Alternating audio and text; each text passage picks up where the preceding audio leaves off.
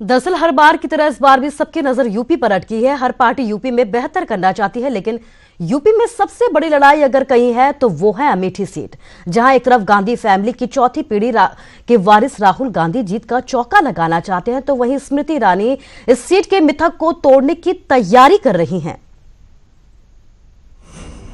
खिलेगा कमल या बरकरार रहेगा किला? स्मृति और राहुल में कौन मारेगा बाजी? अमेठी में लोकतंत्र की सबसे बड़ी लड़ाई। अमेठी की जनता और वायनाड की जनता को दिल से धन्यवाद देना चाहता हूं कि इतना प्यार उन्होंने मुझे दिया। आप पोलिंग बूथ पर जाएं, लापता सांसद को भगाएं, कमल का बटन दबाएं और अमेठी में पूर्ण रूप से उपलब्ध होने वाला एक सांसद पाएं। जीत के लिए ये हुंकार यूं ही नहीं है। 2 दिनों के भीतर दोनों पार्टियों की तरफ से अमेठी में अपना पूरा दम दिखाया गया। देखिए इन दोनों तस्वीरों को। पहली तस्वीरें बुधवार की हैं तो दूसरी तस्वीरें गुरुवार की। बुधवार को राहुल गांधी ने अमेठी से अपना पर्चा भरा, तो वहीं गुरुवार को स्मृति ईरानी ने अपना पर्चा भरा। दोनों दिन दोनों ही पार्टियों की तरफ से अपने अपने कार्यकर्ताओं में जोश भरने के लिए जमकर शक्ति प्रदर्शन किया। राहुल के विजय चौके के लिए मां सोनिया गांधी के साथ बहन प्रियंका गांधी, जीजा रॉबर्ट वाड्रा के साथ साथ भांजा रिहान और भांजी म्यारा ने भी रोड शो में भाग लिया। तो वहीं बीजेपी की तरफ से अमेठी में हुए रोड शो का मोर्चा खुद मुख्यमंत्री योगी आदित्यनाथ ने संभाला। और सुनिए क्या कहा। ये जन सैलाब इस बात को प्रदर्शित करता है कि कांग्रेस मुक्त भारत का सपना अमेठी से प्रारंभ होने जा रहा है। दोनों तरफ से जीत के दावे हो रहे हैं, दोनों तरफ के कार्यकर्ता पूरे जोश में हैं, लेकिन सवाल वही कि आखिर जीत किसकी हो। ये सवाल इसलिए भी क्योंकि इससे पहले राहुल गांधी ने केरल के वायनाड सीट से भी नामांकन किया है। राहुल के 2 सीटों से चुनाव लड़ने की घोषणा के बाद से ही अमेठी की हवाओं में सस्पेंस तैरने लगा है।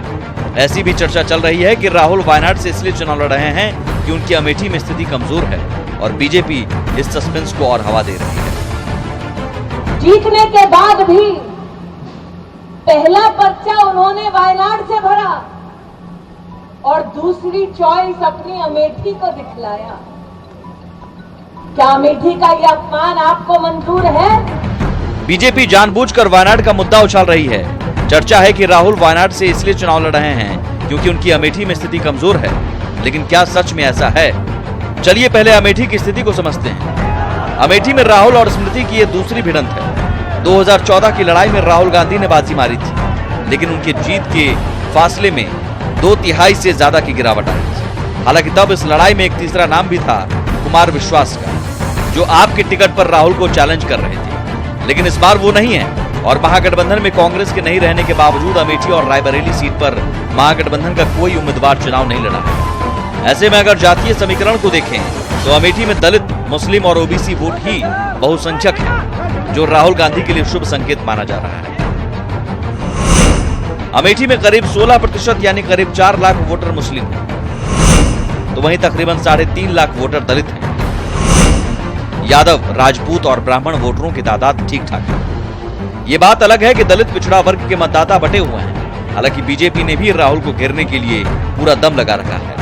हाल ही में पीएम मोदी ने अमेठी में राइफल फैक्ट्री का शिलान्यास किया था और ये संदेश देने की कोशिश की थी कि बीजेपी राहुल को वॉकओवर नहीं देगी। Bureau report, news 18 network.